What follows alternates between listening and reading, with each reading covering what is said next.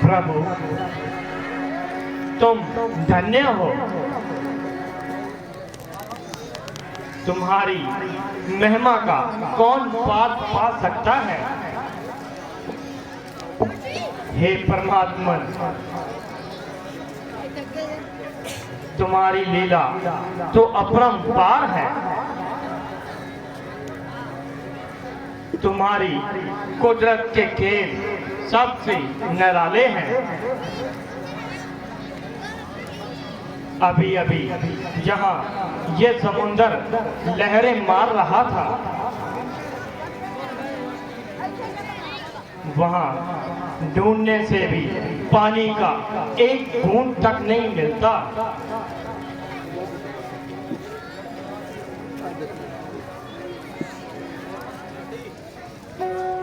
एक घड़ी पहले जहां रंग बिरंगे फूलों से अपनी पंखुड़ियों का अभिमान कर रहे थे,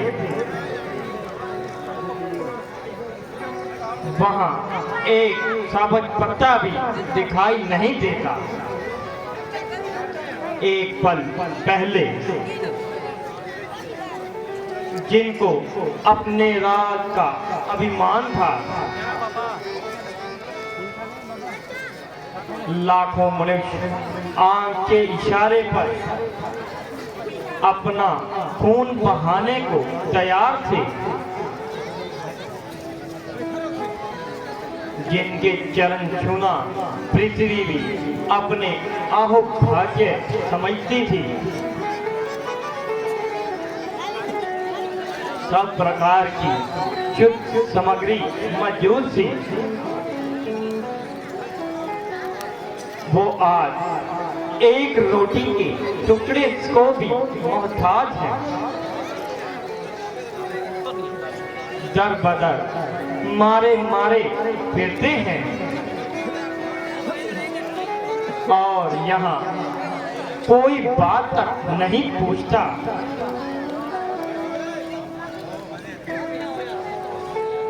प्रिय, मुझे सख्त अफसोस है कि तुम हर वक्त सख्त आहें भरती रहती हो और इस किस्म की बातें करती रहती हो जिसे सुनकर मेरे को बहुत क्लेश होता है।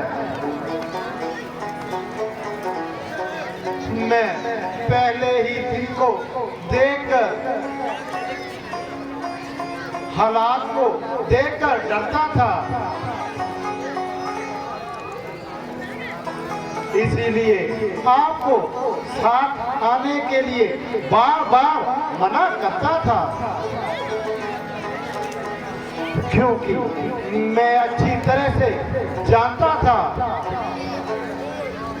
क्योंकि स्त्रियों के अंदर इख्तिलाफ का मात्रा बहुत कम होता है और इन्हें मामूली सी बात का भी बहुत गम होता है। प्रिय, तुम्हें रंगमंच देखकर मेरा दिल भी बेकाबू हो रहा है और इस हालत में 14 साल का अरसा सख्त मुश्किल होता दिख रहा है।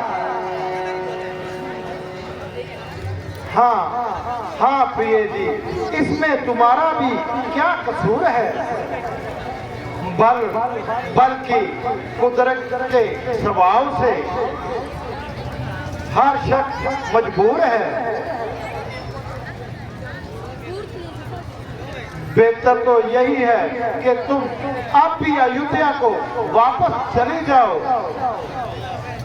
और खामखा तकलीफ ना उठाओ। लक्ष्मण तुम्हारे साथ जाएगा और तुम्हें बाराम अयोध्या छोड़कर वापस आएगा। नहीं स्वामी जी,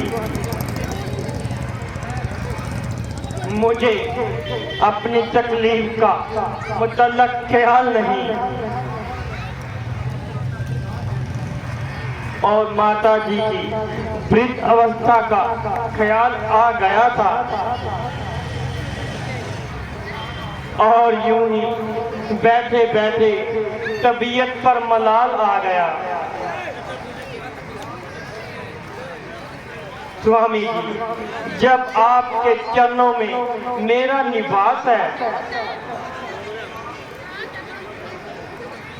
तो तमाम सुखों की सामग्री मेरे पास है।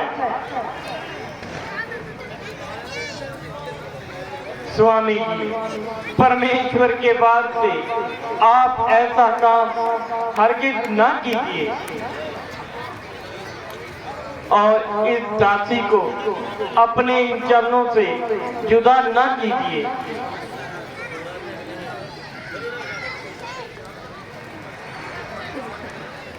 लक्ष्मण, आज ये जंगल के जानवर इस तरह क्यों भय खा रहे हैं और बेतहाशा भागे हुए जा रहे हैं?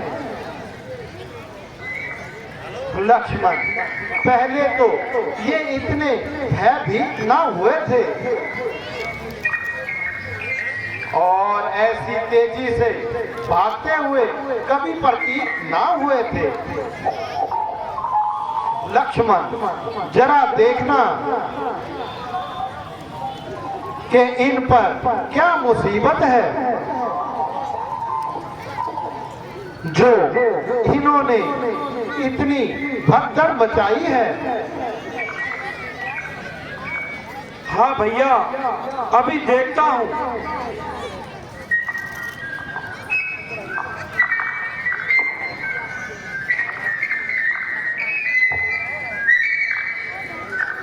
वो देखिए भैया, सूर्यवंशी झंडा हवा में लहरा रहा है और भर बेशुमार फौजें लिए इधर को आ रहा है।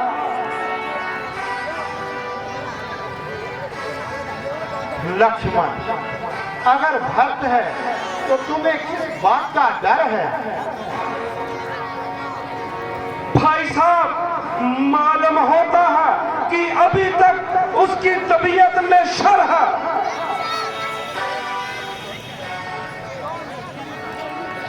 लक्ष्मण, तुम्हारा महज ख्याल है। भैया, उधर वो सर पर चढ़ा आ रहा है और इधर आपका ये हाल है।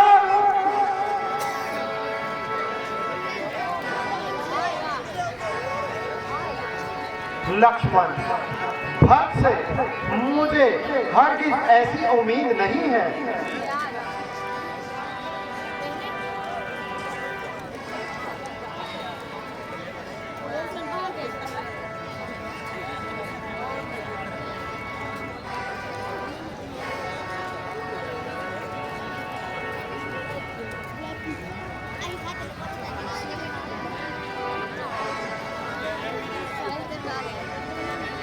भैया, भैया देखो तो, वो आ रहा है। आने दो, जब पास आएगा तो देखा जाएगा।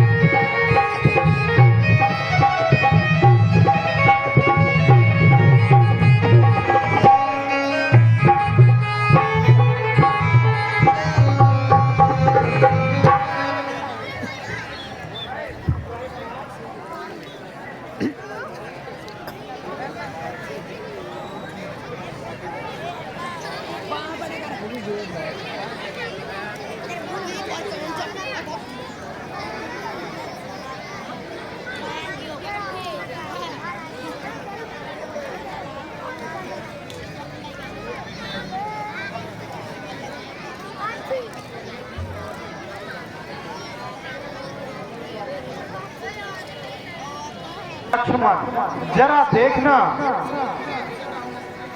इन पर क्या मुसीबत है जो इन जानवरों ने इतनी भगदड़ मचाई है।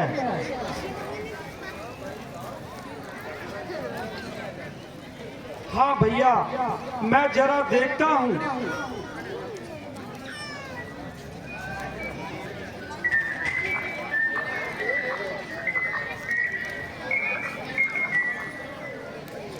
भैया जरा होशियार हो जाइए, वो देखिए सूर्यवंशी झंडा हवा में लहरा रहा है और भरत बेशुमार फौजें लिए इधर को आ रहा है।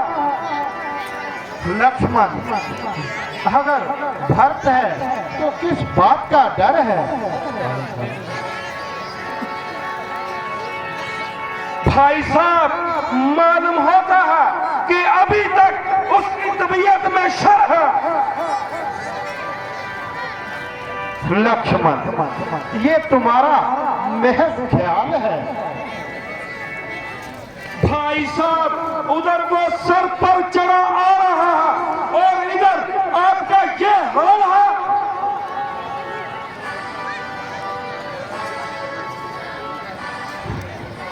लक्ष्मण भरत से मुझे ऐसी हरगिज़ उम्मीद नहीं है।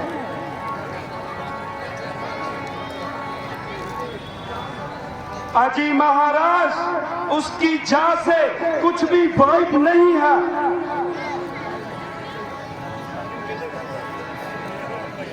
लक्ष्मण मुझे दृढ़ निश्चय है कि वो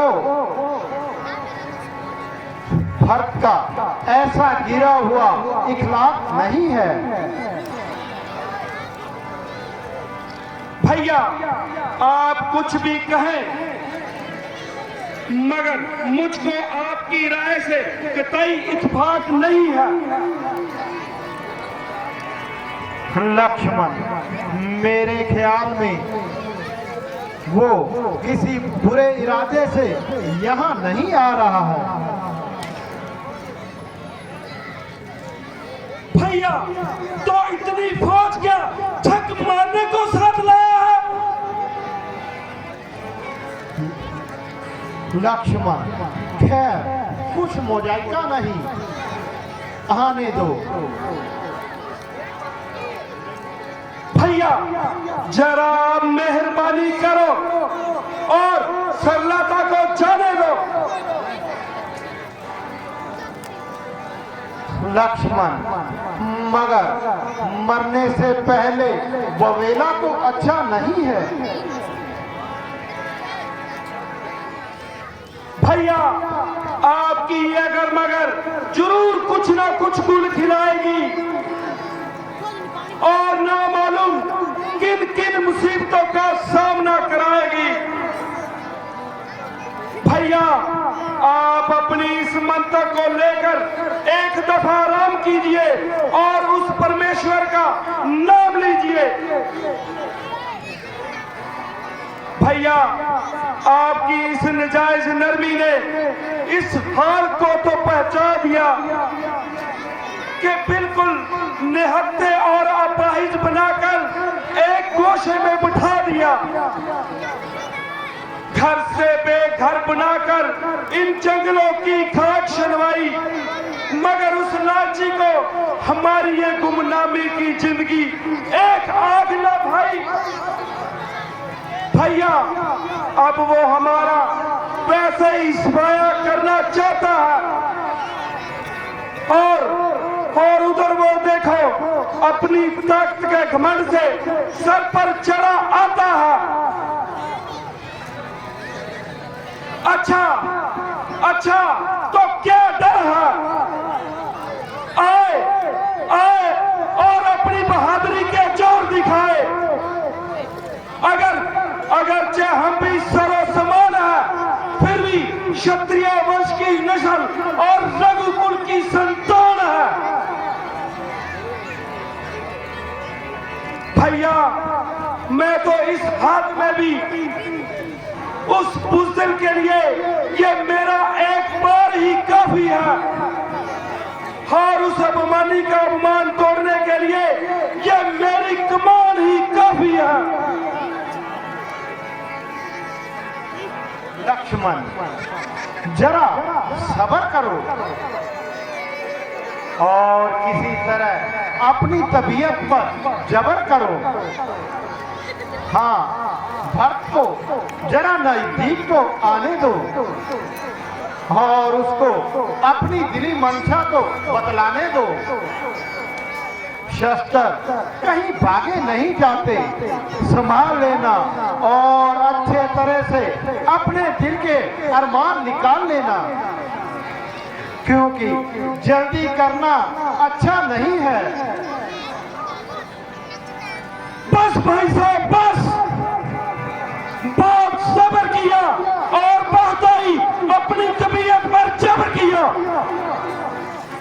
मगर कब तक खूने जिगर खाए।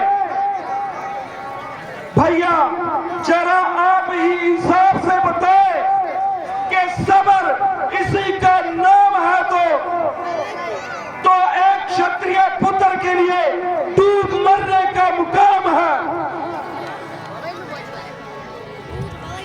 वो देखो, वो बेचारा तो अकेला ही भागा आ रहा है।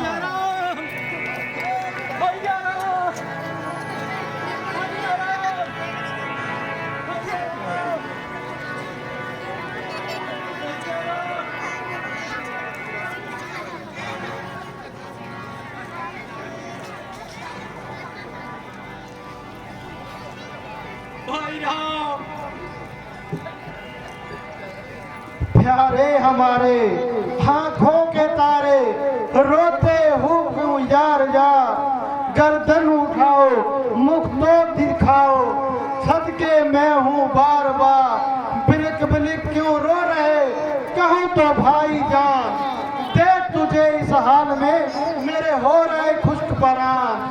किसने सताया किसने रुलाया किसने पहुँचाया जान, प्यारे हमारे आंखों के तारे, रोते हो क्यों जार जार। चले आए भरत को दुनिया दीन से धोके, गुजारू जिंदगी के दिन में किसके आसरे होगे। बेचारी आपने ये क्या बिना सोचे बिना समझे निकल घर से चले आए, किसी के रुके ना रोके, किसी को दोष क्या दूं, दोष है अपनी किस्मत का।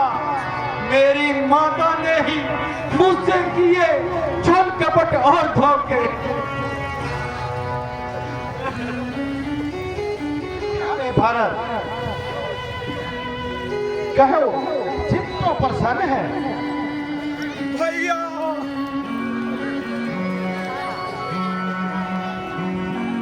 कहो तुम क्यों रोते हो।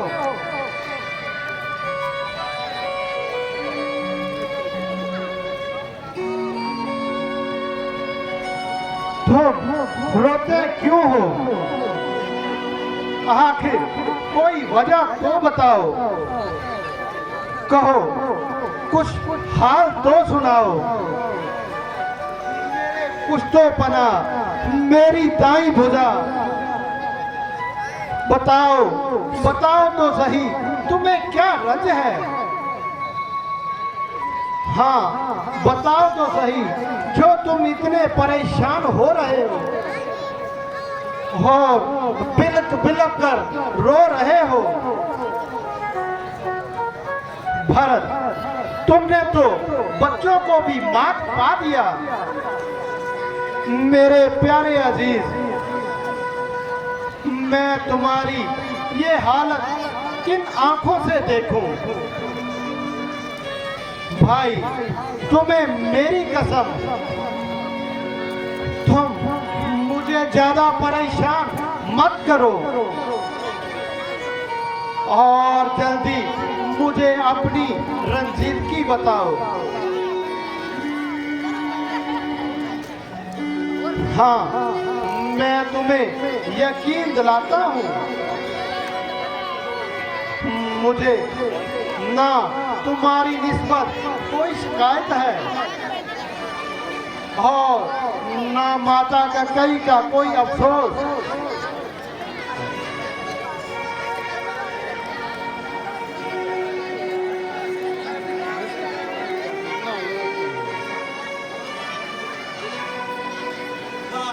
हाँ भ्राता जी, हाँ भ्राता जी, ये मेरे ही पूर्व कर्म है, कर्मों का फल है भ्राता जी। इसमें आपका क्या दोष है?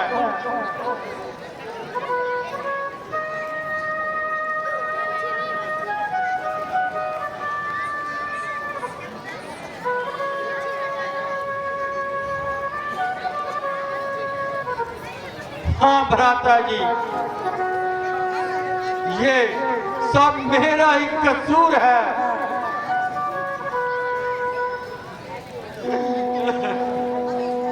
शत्रुघ्न,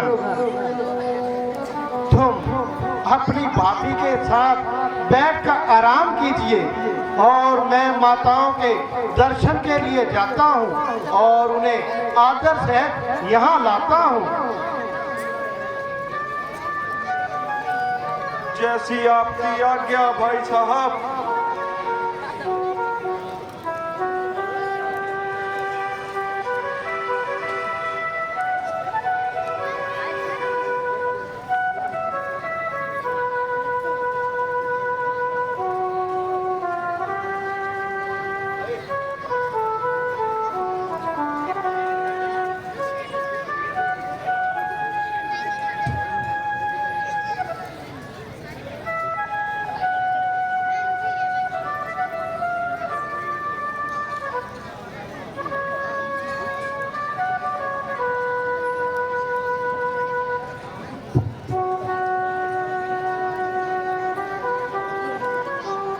माता जी,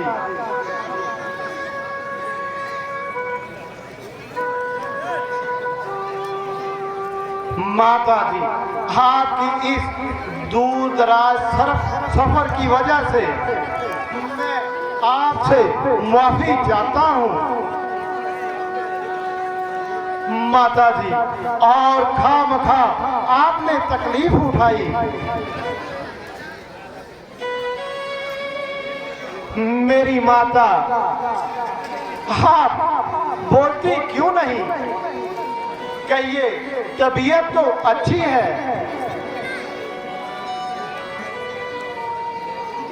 हाँ, अच्छी हूँ बेटा।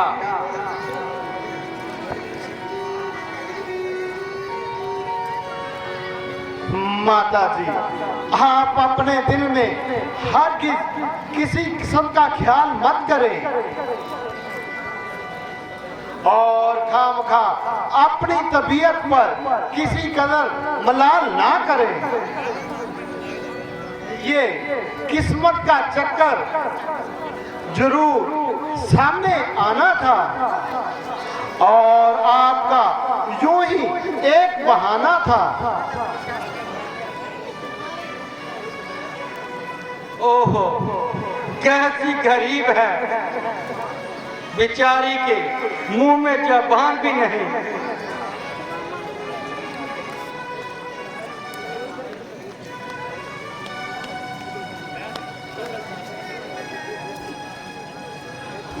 पुत्रों, शुक्र है दोबारा ये चांद सा मुखड़ा देखने को मिला।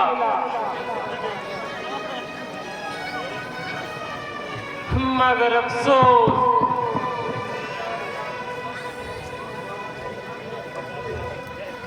वो बेचारे आखिरी वक्त में भी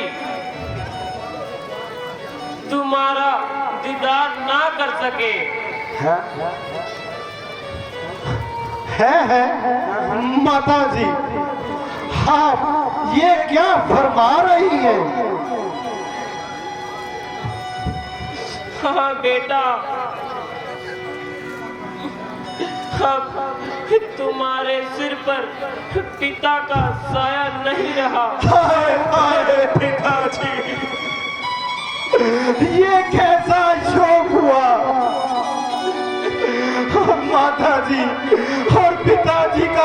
परलोक हुआ। पिताजी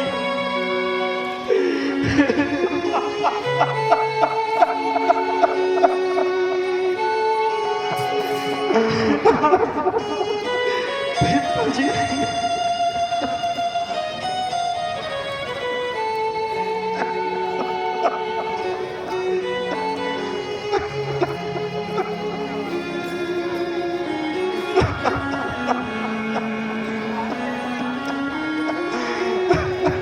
बेटा, इधर तुम वन को पधारे और उधर वो स्वर्ग सिधारे। माता जी, क्या भक्ति भी नहीं आने थे? नहीं बेटा,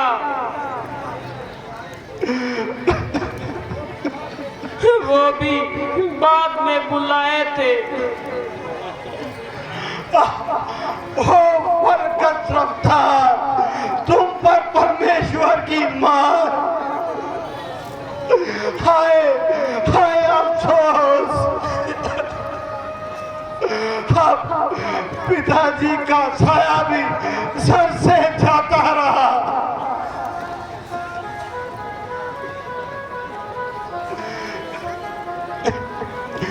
है मौत तूने हमको दर दर रुला के मारा, घर से किए रे बेघर वन में बुला के मारा।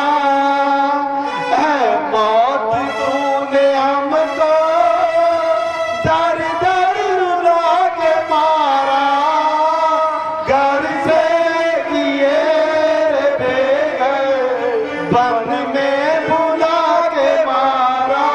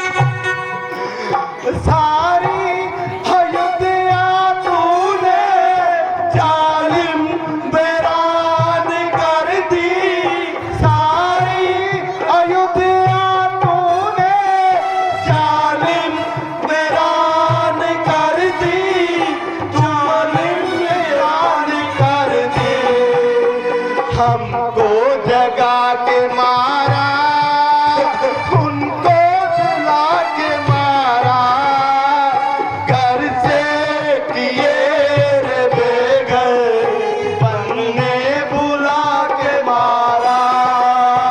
है मौत तूने हमको दर दर रुला के मारा, घर से किए रे बेघर, बनने बुला के मारा।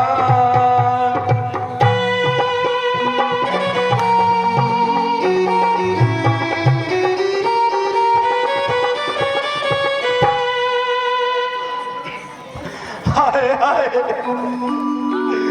पिताजी, ये गर्दिश हमारे पल्ले पड़ी है। हाय अफसोस, ये गर्दिश हमारे क्यों पेश पड़ी है, जो हमको बर्बाद करने पर अड़ी है। घर से निकाल कर इन जंगलों में बिठा दिया, और अब पिताजी की मोहब्बत का साया भी हमसे उठा लिया। भैया, दीदी हमेशा के लिए हमारी मेहमान होगी। अब तो जिंदगी भी बबला चांद हो गई। ओ जालिम मौत, तूने भी अभी जबर करना था, कम से कम 13 साल का तो सब्र करना था। ओ जालिम मौत, तू भी इस दिन का इंतजार कर रही थी, और दर पे दर हमारी बर्बादी का सामान तैयार कर रही थी। बेटा, जरा सब्र करो। हाँ, अब रोने धोने से कुछ ना बनेगा। माता जी, अगर एक दुख हो तो सब्र कर लूं, लेकिन मुसीबतों का तो यह ठिकाना नहीं। बेटा, अब इसके सिवाय और कोई चारा भी क्या है? महाराज ने तो अब वापस नहीं आना।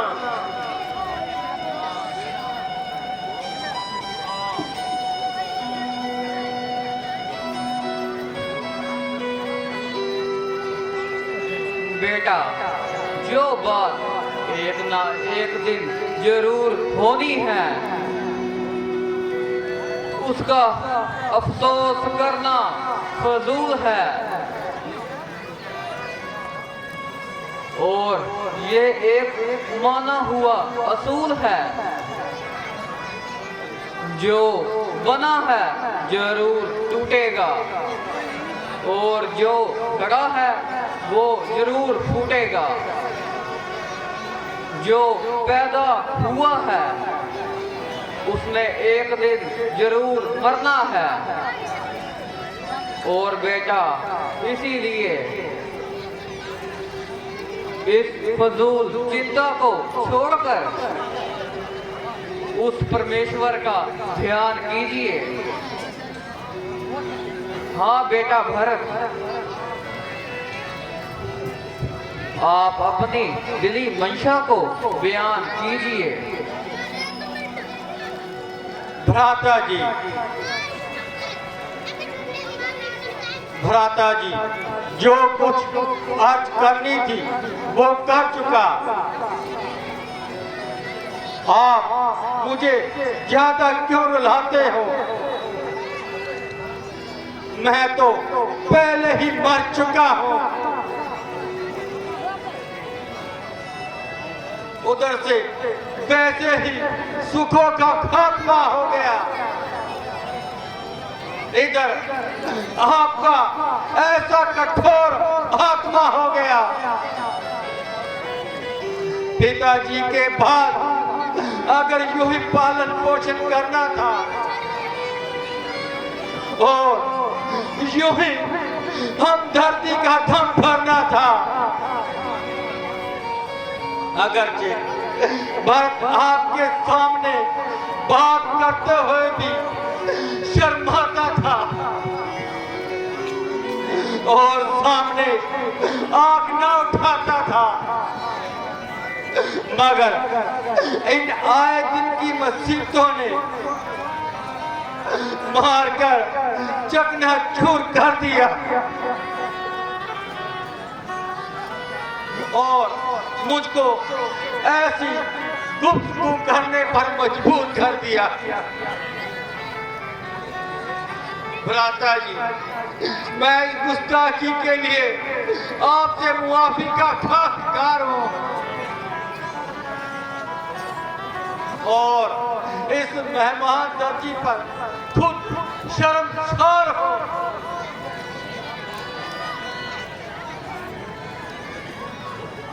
भ्राता जी, उम्मीद है कि मेरी गुस्ताखी को नजरअंदाज फरमाएंगे और तक अयोध्या अपने कदम मुबारक से सफराज फरमाओगे। प्यारे भरत जी, तुम्हारा प्रेम जो कुछ मेरे साथ है उसे मैं खुद जानता हूँ और तुम्हारी दिली मंशा को भी अच्छी तरह से पहचानता हूँ, मगर मैं क्या करूँ?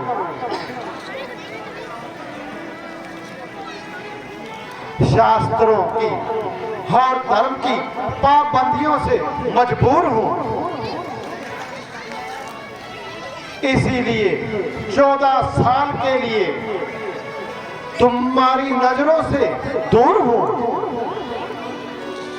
मैं ऐसा ना करूँ तो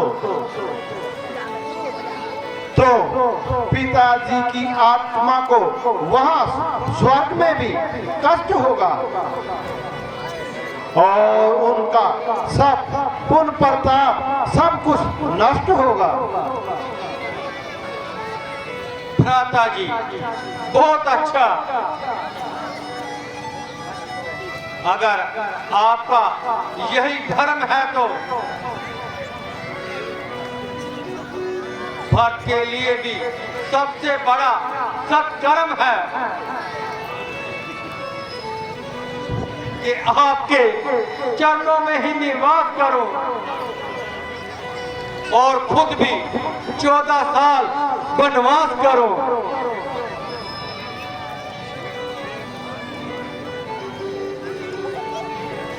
भरत जी, मुझे तुम्हारी इस राय से भी सख्त इख्तिलाफ है,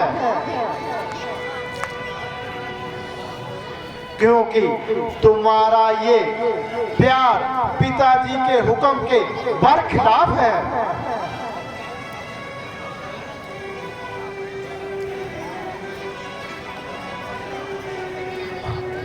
वनवास का हुक्म सिर्फ राम के लिए है, ना कि हम तमाम के लिए है। अगर ये कहो कि लक्ष्मण क्यों साथ आया है तो इनके लिए पिताजी ने कोई खास हुक्म नहीं सुनाया है, इसीलिए ये अपनी मर्जी का मालिक है, क्योंकि वो हमारे चारों पुत्रों को पूजनीय पिता है,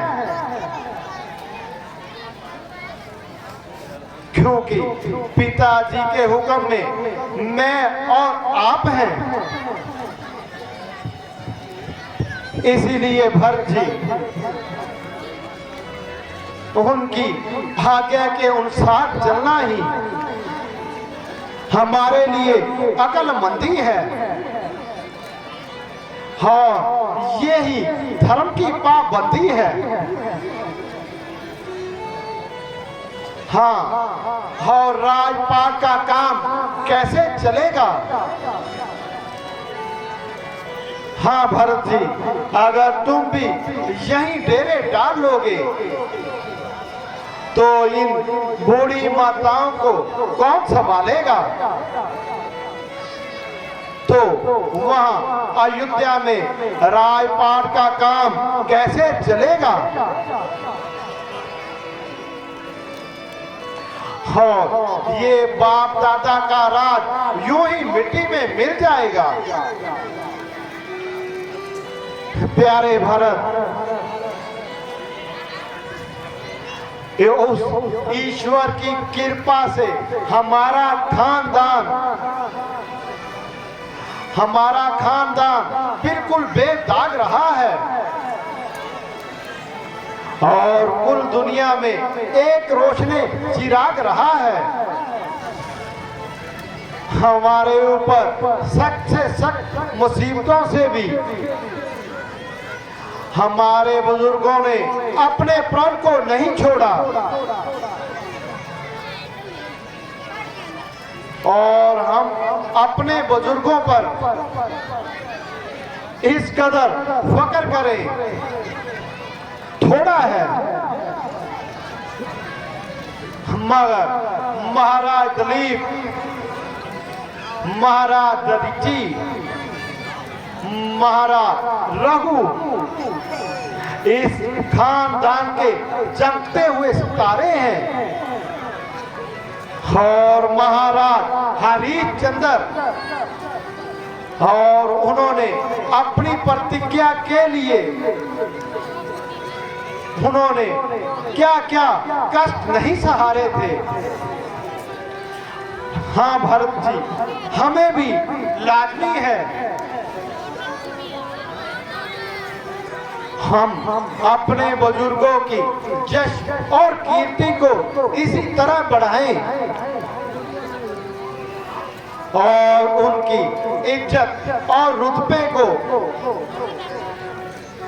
हर तरह से ख्याल रखें। हाँ भरत जी, मुनासिब तो यही है, तुम अयोध्या को लौट जाओ और इस मामूली सी बात के लिए हमारे कुल को दाग ना लगाओ।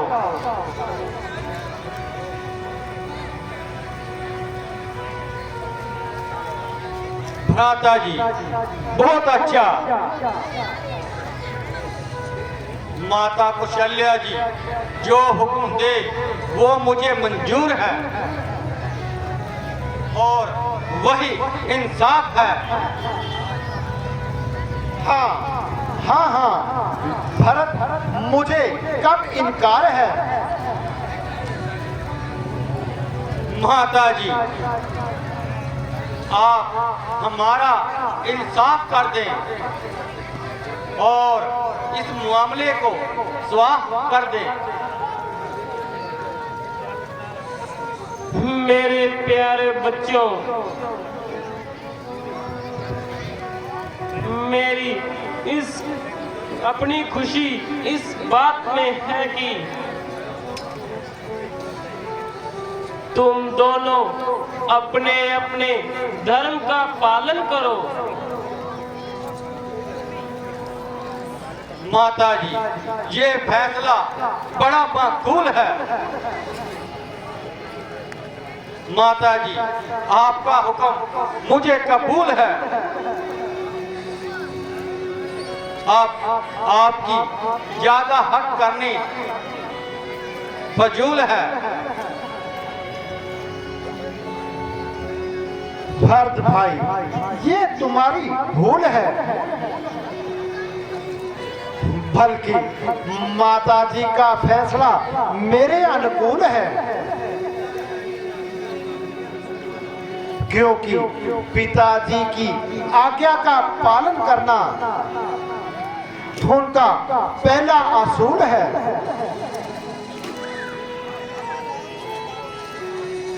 माता जी, आप खुले लफ्जों में फरमा दीजिए और इस झगड़े को निपटा दीजिए। बेटा, तुम दोनों कौशल्या के नेत्र हो और मेरे होनहार पुत्र हो। बेहतर तो यही था कि तुम दोनों आपस में ही फैसला कर लेते और मुझे तकलीफ ना देते। हाँ बेटा, अगर आपने मेरे मुंह से ही कहलवाना है और साफ लफ्जों में ही सुनना चाहते हो तो 14 साल के लिए भरत अयोध्या में निवास करे और रामचंद्र वनवास करे। धर्म के मुकाबले में कौशल्या झूठ ना बोलेगी और काम का अपनी जान पर पत्थर ना तोलेगी।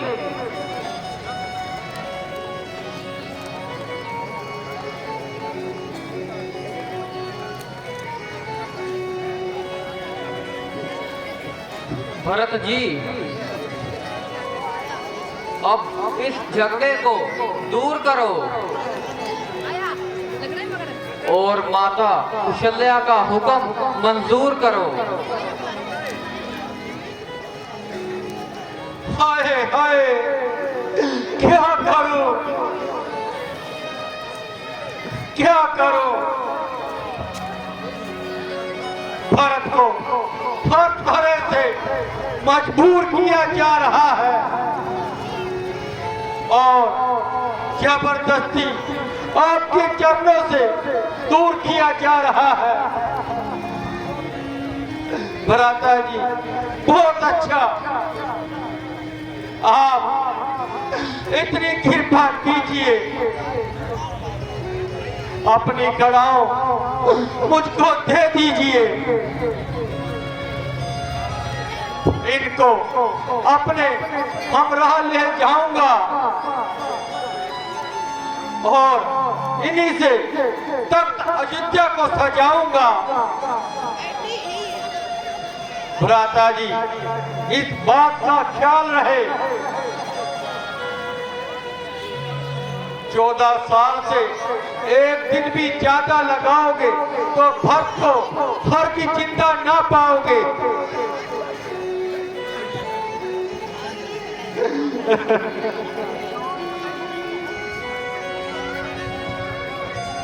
प्यारे भरत, तुम्हारा कहना स्वीकार करता हूँ और इस बात का इकरार करता हूँ कि 14 साल खत्म होते ही अयोध्या को आऊंगा और एक पल की देरी नहीं लगाऊंगा।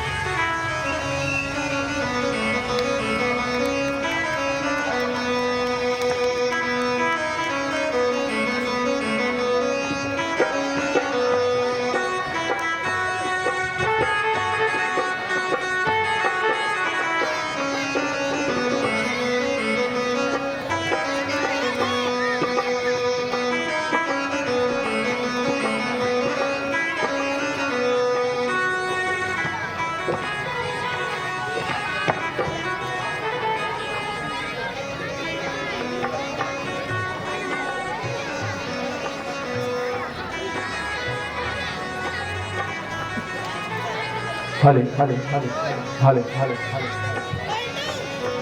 जय श्री राम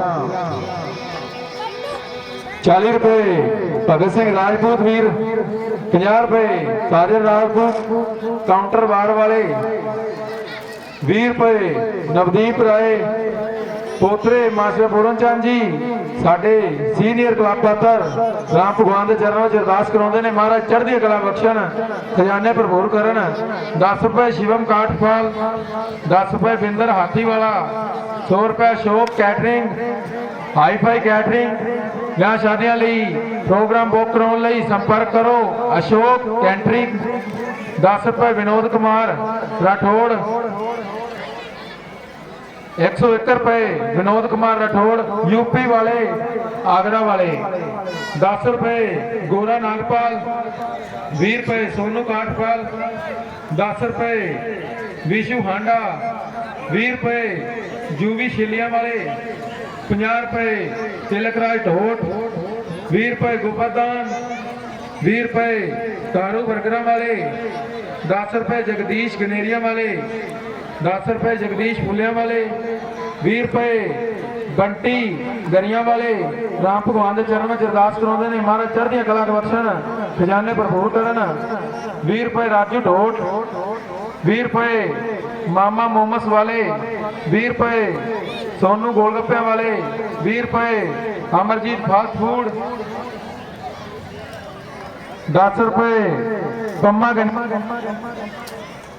10 रुपए राजू फुलिया वाला 20 रुपए शिंदर गोलगप्पे वाले 20 रुपए गोपादान 20 रुपए सुरजीत गोलगप्पे वाले 10 रुपए गोपादान 20 रुपए गोपादान 50 रुपए बलवंत बूक फौजी एंड देव बूक 100 रुपए बलजिंदर कचूरा 20 रुपए रिंकू गोले के 50 रुपए सागर सिंह जीवाराई 20 रुपए गोपादान 10 रुपए चन्ना हलवाई 20 रुपए पम्मा जेसीपी वाला 20 रुपए गोपादान 200 रुपए साढ़े क्लब के प्रधान आदर्श लाल जी कुकड़ जी महाराज के चरणों में अरदास कराते हैं महाराज चढ़दी कला बख्शन खजाने भरपूर करन 50 रुपए माछी राम चुग 10 रुपए मंगत राम हांडा स्वर्गवास 10 रुपए गोपादान 20 रुपए सुरजीत सिंह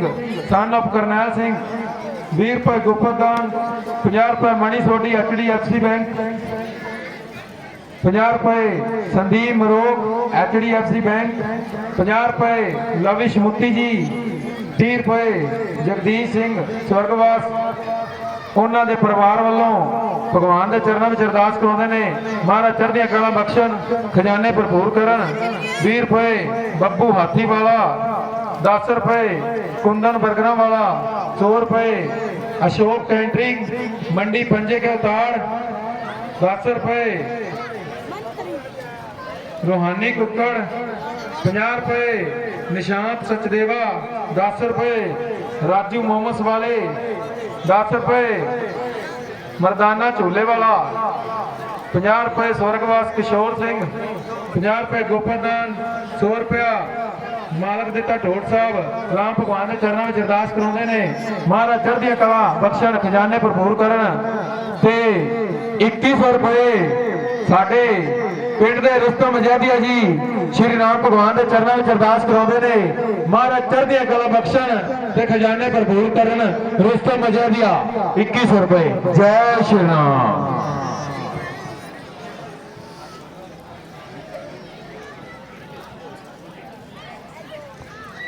लो जी सीन बिल्कुल तैयार है मुलाकात करनी है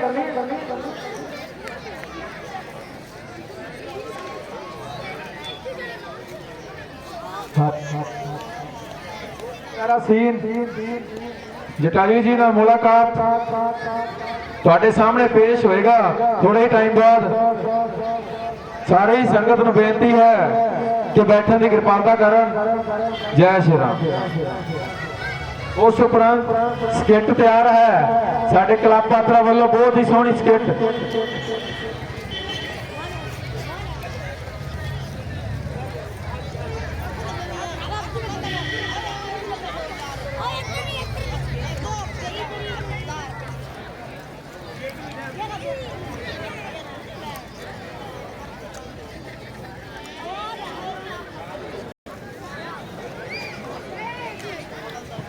ਜੈ ਸ਼੍ਰੀ ਰਾਮ ਸਾਰੀ ਹੀ ਸੰਗਤ ਨੂੰ ਦੱਸਿਆ ਜਾਂਦਾ ਹੈ ਕਿ ਆਪਣੇ ਪਿੰਡ ਵਿੱਚ ਬਹੁਤ ਹੀ ਮੰਦਭਾਗੀ ਘਟਨਾ ਵਾਪਰੀ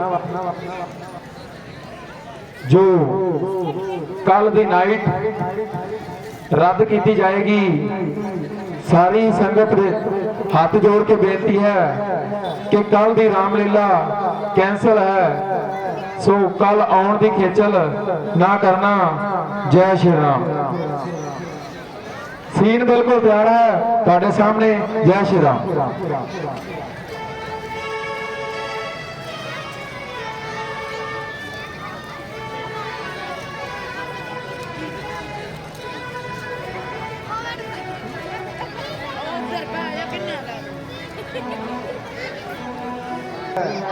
ਸੋ ਸਾਡੇ ਪਿੰਡ ਦੇ ਮਾਲਾ ਰਾਮ ਹਕਵੰਨ ਉਹਨਾਂ ਦੇ ਪੋਤਰੇ ਬਿੱਟੂ ਜੀ ਦੀ ਡੈਥ ਹੋ ਚੁੱਕੀ ਹੈ। ਸੋ ਜੋ ਕਿ ਇੰਦਰਜੀਤ ਵੀਰ ਅੰਸ਼ ਜੋ ਕਿ ਨਕੋਦਰ ਤੋਂ ਆਉਂਦੇ ਹੋਏ ਰੋਧਕ ਤੋਂ ਆਉਂਦੇ ਹੋਏ ਭਗਵਾਨ ਰਾਮ ਦੇ ਚਰਨਾਂ ਵਿੱਚ ਅਰਦਾਸ ਕਰਾਉਂਦੇ ਨੇ, ਮਹਾਰਾਜ ਚੜ੍ਹਦੀ ਕਲਾ ਬਖਸ਼ਣ, ਖਜ਼ਾਨੇ ਭਰਪੂਰ ਕਰਨ। 200 ਰੁਪਏ ਅੰਸ਼ ਇੰਦਰਜੀਤ। ਜੈ ਸ਼੍ਰੀ ਰਾਮ।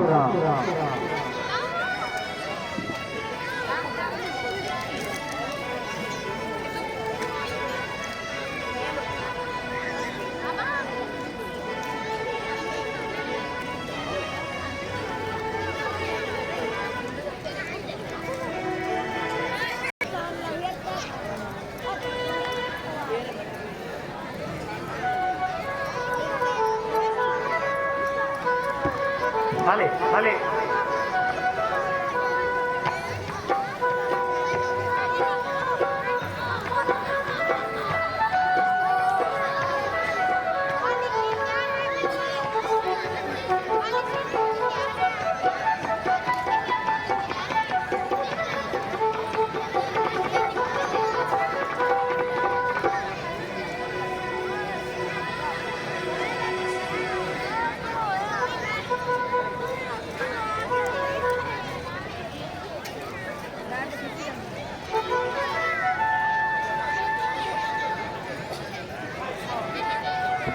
भाई साहब जरा संभल कर कदम बढ़ाइए।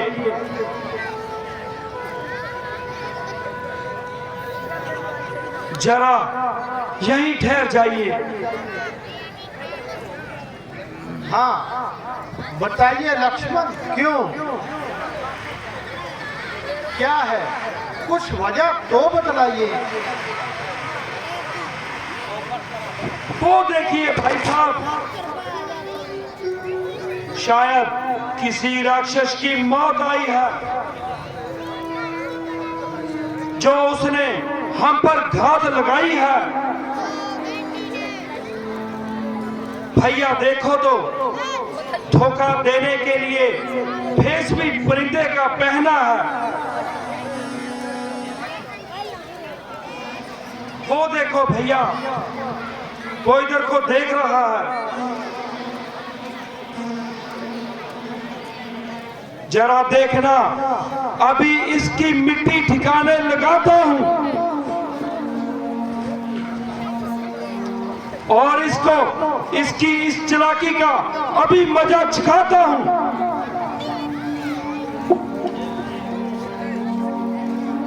लक्ष्मण, जल्दी का काम हमेशा खराब होता है।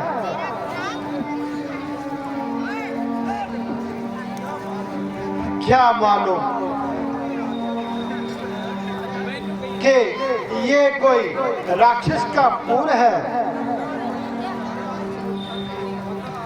या कोई थका मादा मुसाफिर है।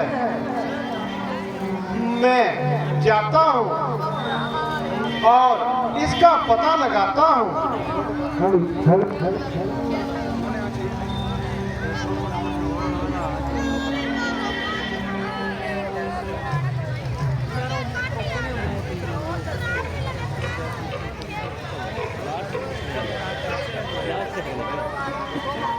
हाजी महाराज, आप कौन हैं?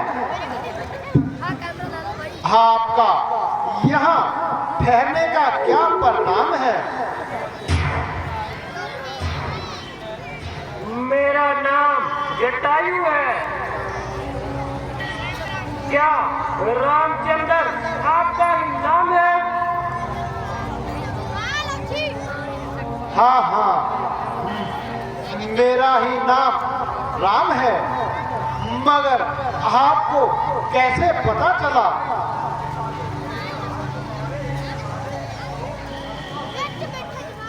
बेटा, तुम्हारे इधर आने की तो अरसा से धूम है। महाराज, आप अपना हसब व नसब तो बताइए। बेटा, मैं तख्त अयोध्या का एक कैदा हूँ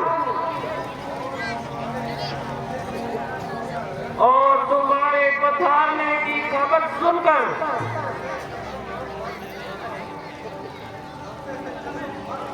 अरसे से जश्न भर रहा हूँ। बेटा, तुम्हें देखकर आंखों में नूर और दिल में सरूर है, क्योंकि तुम मेरे धर्म मित्र की संतान हो। इसीलिए मेरे प्राणों के प्राण हो।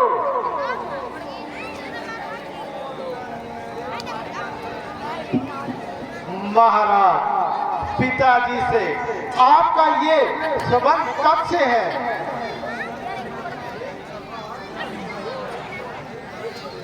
बेटा, एक दफा जब वो राक्षसों की लड़ाई में सब जख्मी हो गए थे, तब से। महाराज, तो आपने पिताजी को कैसे बचाया था? बेटा, जब वो बिल्कुल मुर्शिद हो गए थे, मैं उन्हें उठाकर भाग आया था।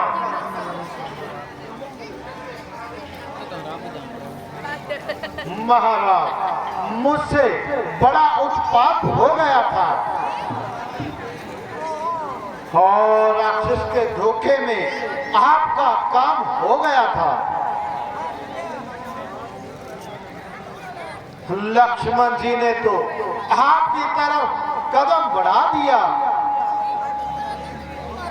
और बल्कि तीर भी कमान पर चढ़ा लिया था,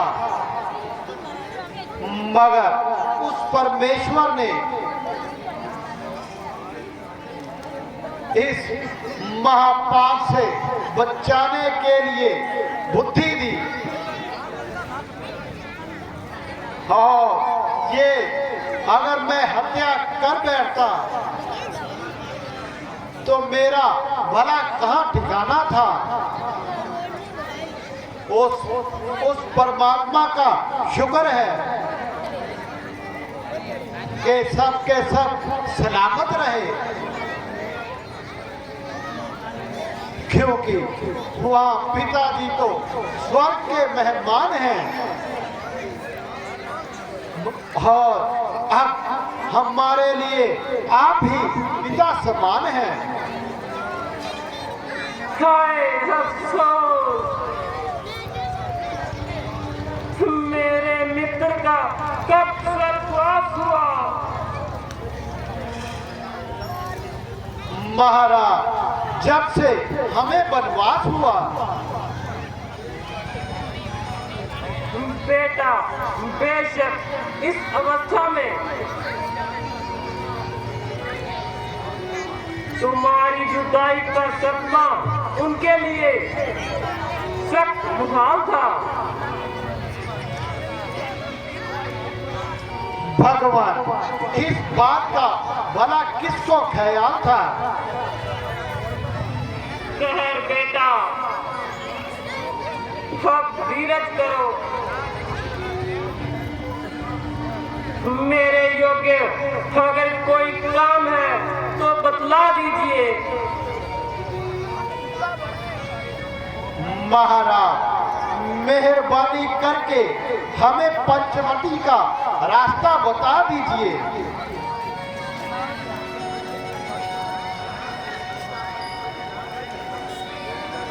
बेटा राम, पंचवटी यहाँ से बेहद नजदीक है और मेरी राय में आपका ठहरना वही ठीक है, क्योंकि वहां मैं तुम्हारा पासमान रहूंगा और तुम्हारी अदम मौजूदगी में बेटी सीता का निगहबान रहूंगा।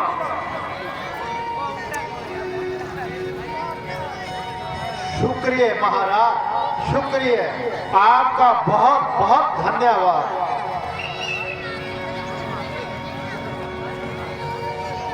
जय श्री राम। सो कल नू रामलीला दी नाइट नहीं होएगी, सो परसों नू पहला सीन ਸਰੂਪਨਖਾ ਦਾ ਹੋਏਗਾ।